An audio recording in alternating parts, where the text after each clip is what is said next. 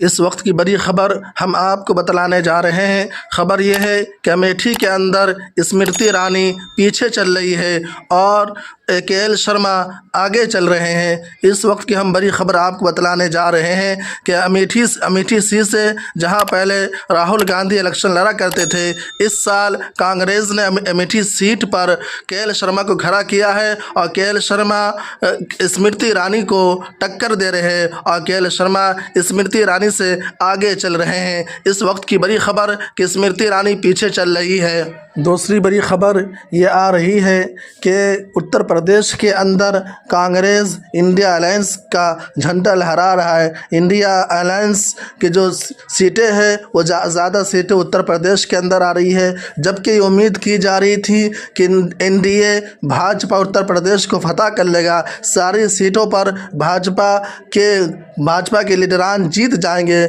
लेकिन ऐसा हुआ नहीं है और कांग्रेस इंडिया अलायंस उत्तर प्रदेश के अंदर अच्छी फतह हासिल करने जा रही है।